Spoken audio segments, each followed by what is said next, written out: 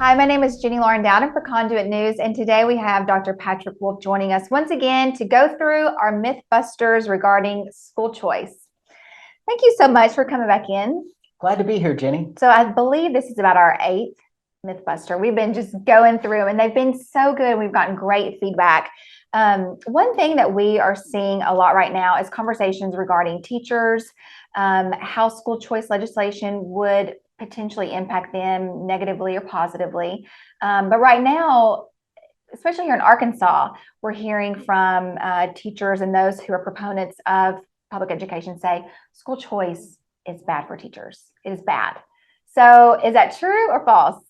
It's definitely false, Okay. Jenny. School choice is good for teachers for at least 3 reasons. Okay. One is market leverage, the second is diversity, and the third is leadership. Well, talk to us about that first one, market leverage. What do you mean by that? So when the district-run public school system is the only game in town, it's like being an employee at a one company town. It's you don't have any bargaining leverage in terms of your labor. Yeah. It's you accept the offer of the school district or you don't teach.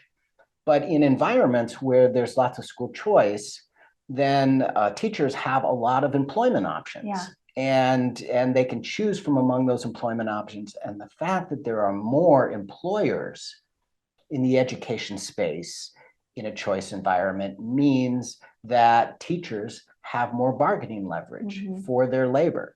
So we see that in environments around the country where there are more different schools, when there are a larger number of different schools and different schools of choice in a community, teachers' pay tends to be higher.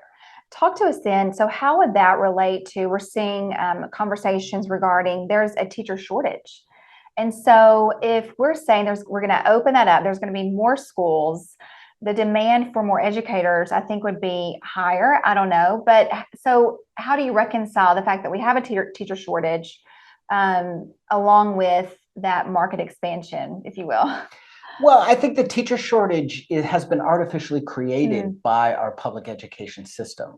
I mean, you have teacher certification is basically a restraint in trade. It's a guild type arrangement where teachers have to have a certain preparation and pass a certain exam and get this certification and licensure, or they're not allowed to ply their craft. Yeah. So with many charter schools and with private schools, teacher certification isn't a requirement. You just have to demonstrate to your potential employer that you will be an effective teacher.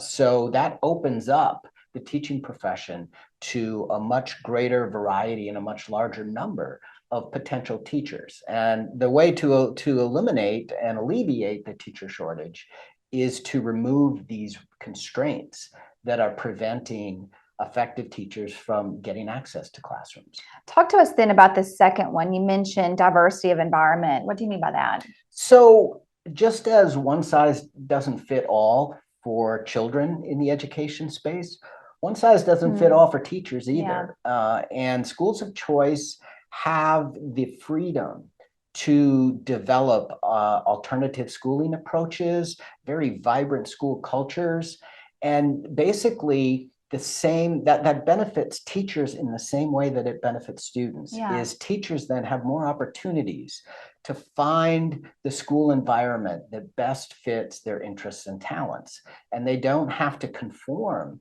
to the rules and regulations, culture, pedagogy, and curriculum that's being, in a sense, required of them in a district-run public school. If that's what they're looking for and that's what makes them an effective teacher, fine. But if not, it's good for them to have choices of a charter school or a private school that takes a different approach and perhaps liberates them to be, the great teacher that they can be. I think that makes so much sense, especially since during COVID and coming out of COVID, You hear, I have teachers in my family. I once was a teacher at public schools, but it seems as though the regulations, requirements, the things, meeting particular standards, the things that are being put on those public school teachers now, a lot of them feel so overwhelmed. And if, as you mentioned, they have that diversity in environment, it seems as though they would be able to be more innovative, more creative, and just overall be a better educator. Yeah, teachers value autonomy. I know because I'm a teacher at the Yeah. college level, and my autonomy is very important. I think I have a good idea how to teach my students effectively, and I don't want to have to conform to a one-size-fits-all version of how to promote learning in a classroom.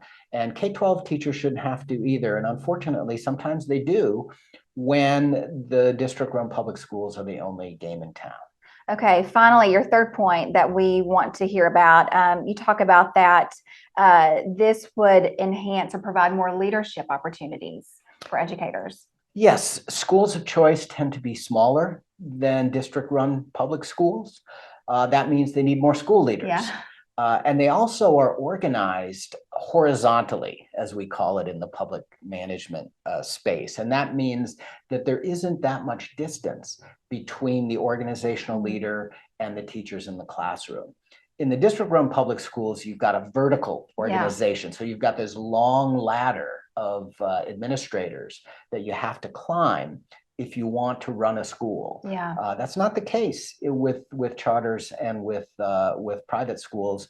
A teacher who has a solid vision of how to create magic for students can usually start their own school and be a school leader and try out that vision. And the enrollment levels of students and the feedback from parents will decide if that vision is successful or not. But what the bottom line is that school choice policies create environments where there's more opportunities for leadership and innovation among former teachers. I know if you look at school districts, particularly here in Northwest Arkansas, like Fayetteville Public Schools, Bentonville, you talk about a ladder to climb. It's very tall, especially for those who have maybe gone to get their PhD in something and then they get national boards, but there's still there's a big gap there between, staying in the classroom versus having that leadership role. And as you were talking about teachers transitioning over to private schools or charter schools, a great example of someone who did that is my daughter's headmaster at Anthem, Ron Gorman. We've had him on Conduit. He was a public school teacher and transitioned over and started that classical education academy here in Fayetteville. And it's been awesome. It's been wonderful to see that school thrive. Anything else that you would want to debunk regarding that it's harmful for teachers before I let you go? Well, and the opinion surveys undermine that claim too. There's been surveys done in Florida, which, as we've talked about before, is just a haven for school choice. And public school teachers in Florida are very supportive of school choice for these reasons. They recognize it gives them more market leverage. It provides a diversity of options for them, and it gives them more opportunities for innovation and leadership. One other thing that I thought about that we did not cover, going into this session, we're hearing a lot of conversation about teacher pay raises. Teacher pay raises can exist at the same time that we expand school choice and benefit everyone, right? They reinforce each other because in choice-rich environments, there's competition for teaching talent. Yeah. And where there's competition for talent, salaries go up. Yeah. So make your best offer for talented teachers, and that will increase the compensation for all teachers. Thank you so much. Look forward to having you back on again soon. You're welcome.